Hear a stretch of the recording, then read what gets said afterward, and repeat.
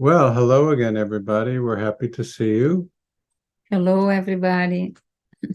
We're recording this video on the afternoon before Christmas Eve. So tonight is Christmas Eve here. We're in Brazil right now. You could see by what we're wearing, short sleeves. It's warm here. And PB says a lot about Christ and Christmas and Jesus as a representative of divinity that comes to us to awaken us. So we can learn a lot about what means for such a being to come to earth, whether it's Krishna or Buddha or Muhammad or Moses.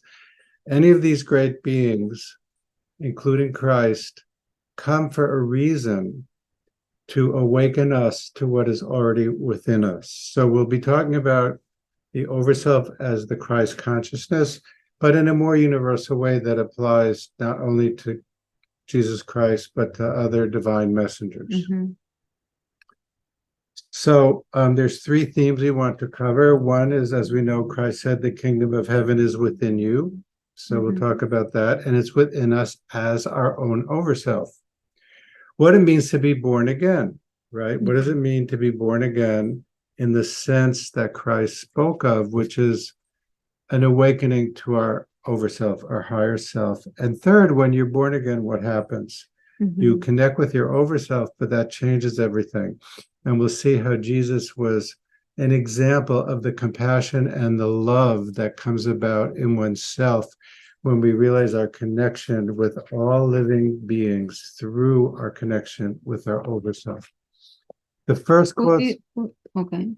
quotes we'll read are from Realizing Soul, published by Larson Publications. It's a great introduction to the different themes in the notebooks. Could you say a little bit about the life of Jesus? Sure, that's we could say, let's put it this way. Let's tell you what PB says about the life of Jesus, because how Jesus, for example, correct? How Jesus come with this idea that the kingdom of heaven is inside you, like for somebody say that. What does it mean to say that? The king, obviously, for Jesus Christ to say the kingdom of heaven is within you, he was speaking from his direct experience. So it's almost 2,000 years since he appeared physically on this earth. In the Inner Reality, also published as Discover Yourself, there's a very good chapter called The Mystery of Jesus, where PB presents a history of the life of Jesus.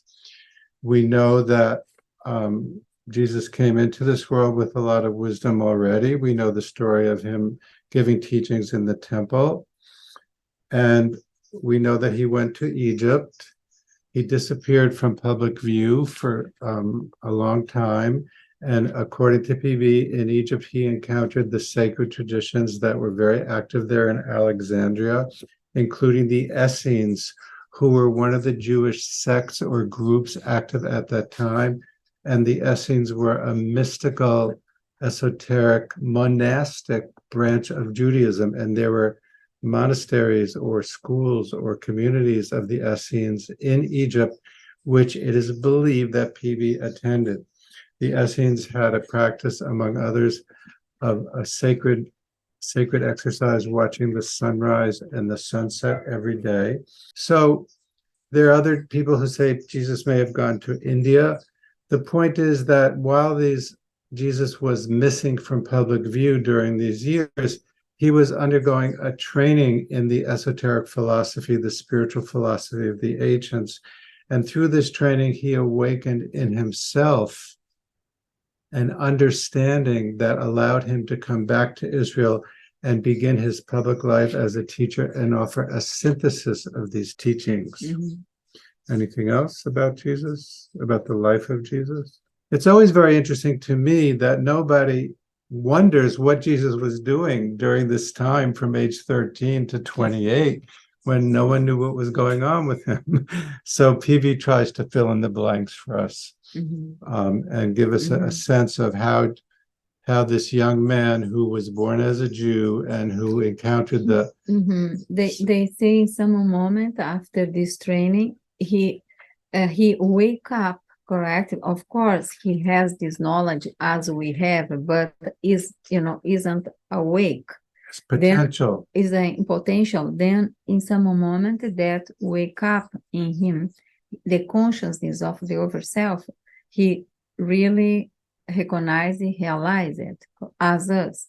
Then that is the importance of to know also about his life or his teachings, of course, because he could guide us like in the path, because every being who realizes itself is possible to teach us, correct? What it means for us to realize ourselves. Yeah. Mm-hmm.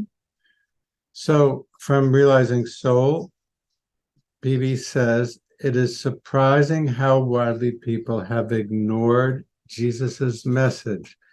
The kingdom of heaven is within you, when its meaning is so clear and its phrasing so strong. So if we think of any religion, including Christianity, there's a big outward emphasis. There's practices, there's rituals, there's a culture.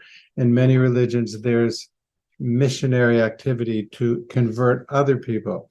But what Phoebe's saying here is the most important thing that we often forget is that the kingdom of heaven is already there within us. And as Graham was saying, we have to awaken to it. Even people like Jesus, or beings like Jesus, who come to earth being born in a human body, they also forget this divine consciousness that they already have, and they have to reawaken it in themselves. So they can help us figure out how to do that, as Grant said.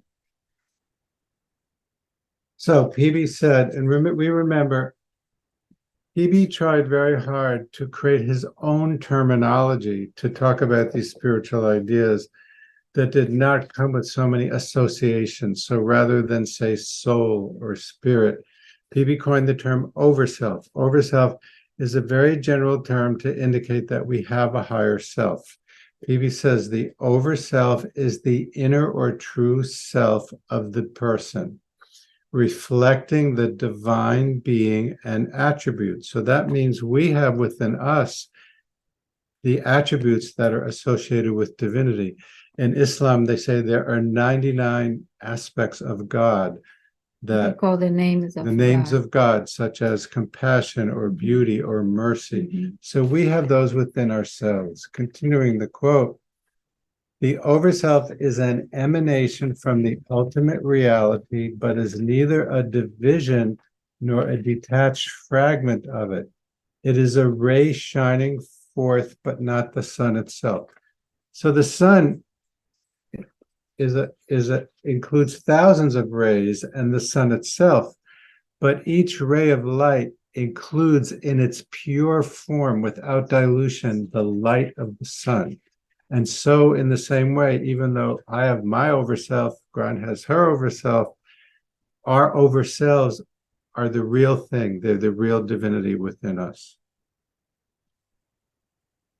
So he says, if anyone could imagine a consciousness which does not objectify anything, but which remains in its own native purity, because we know things. You see us right now in the YouTube, right? We're looking at the camera. We're looking at objects. Everything in our experience is objectified. But the overself consciousness is the subject that apprehends all the objects, and it itself cannot be objectified. You can't make an object out of it. So PB says, a consciousness which does not objectify anything but remains in its own native purity, a happiness beyond which it is impossible to go.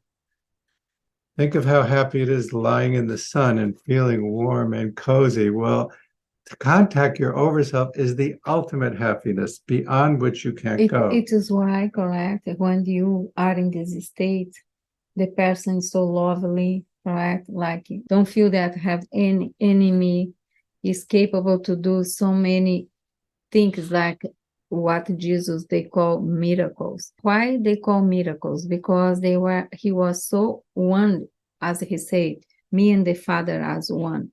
What means him and the overself was one. And because was one, he could have all power from that overself. Then whatever the law, correct, is a spiritual law, is totally different from the material law, and you are united, the spiritual law has a force, the power to affect the material aspect, also life. So Then, but when they say, me and the Father are one, or I am the truth, the path, and, through me you find your path, he don't means him person, the Jesus. You don't have to have to be Christian, correct? It's why we felt that it's important to speak a little bit what PB say about Christ as the conscience, as an example, as the overself, because that's what it means, through the overself, correct? Through the truth of the overself, the path of the overself, you will find your own, your own life. And as Graham was saying, when we realize the overself, these divine attributes that PB spoke about are active in us. So Christ was a being of love. Christ was a being of compassion. Christ was a being of understanding. This is because he had awakened the divinity within himself. So just to finish the quote, if anyone can imagine a consciousness which does not objectify anything but remains in its own native purity, a happiness beyond which it is impossible to go, and a self which is unvaryingly one and the same, that you would have the correct idea of the overself. And then PB gives us a definition: that which connects the individual person to the universal spirit I call the overself. This connection can never be broken. Its existence is the chief guarantee that there is hope of salvation for all, not merely for those who think their group alone will be granted it. So this is a reason for us to have hope, because as human beings, we get depressed, we go through a dark night, we feel hopeless, we feel we haven't made any spiritual progress, all these negative emotions that come upon us. But we need to remember, we never lose our connection with our higher self, even when we think we've lost it. It's always there in the background, waiting for us to turn around and look at it. Yeah. That's why they say the second rebirth, the second birth, is permanent. After that, you stay stable there, in this. Because we're being reborn to what is already within us. That is why when the Nicodemus asked Jesus, he said, then I have to born again. Then I have to be born again physically in another mother. And Jesus say, no. It's not what I mean. He say, is about the inner, correct? The inner aspect of the being. You don't need it to rebirth again. That is the good news, correct? We don't have to wait for the next incarnation or rebirth again. But you could, in this lifetime or any lifetime, do the best you can to rebirth again. What means to be born again? Yeah, to forget, to overcome, I could say, the limitation of the identification of your ego with your small being, correct? Because that is rebirth. When you are totally identified with the overself, you became another person. You became another being. Your life changed completely, as the teachers tell us. That is the rebirth. That was his answer for Nicodemus. That's why when PG goes to Ramana, right? We know Ramana was always saying, who am I? That's the question you need to ask. People would ask him these questions. He would say, who's asking the question? Because we need to go back to that essence within us that is the ray of the sun. So then PB says, there is only one overself for the whole race, but the point of contact with it is special and unique, and it constitutes the person's higher individuality. So you could say there's only one sun, and all the rays of the sun are part of the same sun, but the point of contact with the sun is special and unique. this is an issue that PB deals with at length in the Wisdom of the Overself chapter on the world mind, where he talks about the overself and as being one overself for all, or our overself. It was so important that in St. John, in the Gospel of St. John, Jesus said, It's a chapter. if the man don't born again, he won't come into the kingdom of the heaven. Then it's so strong, the idea, if you don't born again, you can go in the kingdom of the heaven. How could I go to the kingdom of the heaven? You have to born again. How I born again? Like, to cut the limitations, to understand who really you are, like to don't be identified with the small being, but at the reverse, like to detach from everything that you aren't, detach from feelings, detach from desires. Attachment. Paul Brunton is so good because he said, that don't mean that you don't have to have nothing. You could have, many things. You could be rich. You could be rich, you could even like have objects.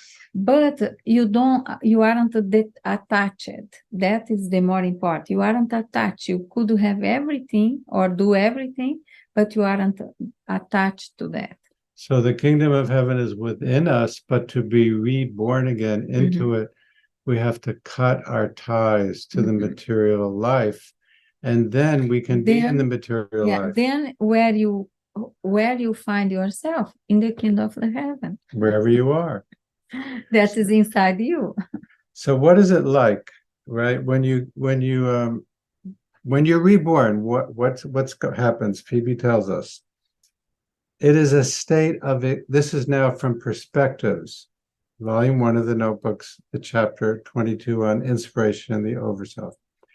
It is a state of exquisite tenderness, of love welling up from an inner center and radiating outwards in all directions. If other human beings or animal creatures come within your contact at the time, they become recipients of this love without exception.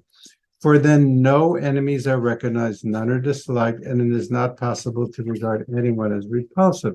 So we see that this was a very good description of Jesus, who's a being of love, who embraced all, who never rejected anyone. Even when his collaborators said, oh, don't touch the foot of a prostitute, or don't this, or don't that. In this state of love, everyone is divine or potentially divine. And because you have realized your overself, you are connected through your overself to the overself of all. So PB says, the Christ self who is in Jesus is in us too. The realization of the hidden unity of your own life with the life of the whole world manifests finally in an infinite compassion for all living things. So this is very Christ-like, or Buddha-like, or Muhammad-like. It's when you realize the hidden unity of your life with the whole of the world. Thus you learn to subdue the personal will to the cosmic one, which was what Graham was saying, cut the ties. Narrow selfish affection to the wide-spreading desire for the common welfare. So the Christ-like being can't be selfish because they see they're connected to everyone and everything. In Buddhism, they call this interdependence, or Thich Nhat Hanh called it interbeing. You know that your welfare is connected to the welfare of all. Compassion comes to full blossom within the heart like a lotus flower in the sunshine. For a profound sympathy of all other beings will dwell in the heart. Never again will it be possible for you to willfully injure another. But on the contrary, the welfare of the all will become your concern. In Jesus's words, you are born again. You will find your highest happiness after seeking reality and truth. So first we have to seek reality and truth. We're on the path. We're seekers. We're questers. We will find our highest happiness after seeking reality and truth in seeking the welfare of all other beings along our own. So this is the Bodhisattva vow in Buddhism. This is what PB talks about. When you finally achieve the ultimate possible, you want to help everyone else do the same. So you stick around, right? Or Christ, they say, came back knowing that he would be crucified, knowing what he would go through because of this infinite compassion. That is another aspect, correct? The story about, at least Paul Brunton speak that he came from another star, you know. Another dimension. And the beings as him so much more developed than us come from free will to help, as Mikhail said, or help our pet, helps us. So let's say you're studying quantum physics and you're getting a PhD in theoretical physics, and you have this opportunity to have this great job, but you find out that in the local elementary school in the 3rd grade, they really need someone to teach arithmetic. So out of compassion for everyone, you go back to where you already were to teach everyone what you already know so that they can accomplish what you've accomplished along the journey of many lifetimes. Maybe that's a silly example, but it's hard for us to imagine the compassion that Jesus and these other beings represent. Well, that's I enough think for now. That is, hopefully you liked the sharing. And since we're talking in English, volume 14 of the notebooks of Paul Brunton is called Inspiration in the Overself. And if you want to really go deeply into this question of what is the overself and how do I realize it and what is it like to realize the overself, we recommend the chapter in Perspectives or the initial chapters of Realizing Soul or the complete volume 14. So thank you for giving us a chance for us to think about all this. See you next year. Or maybe it is next year now when you're looking at this.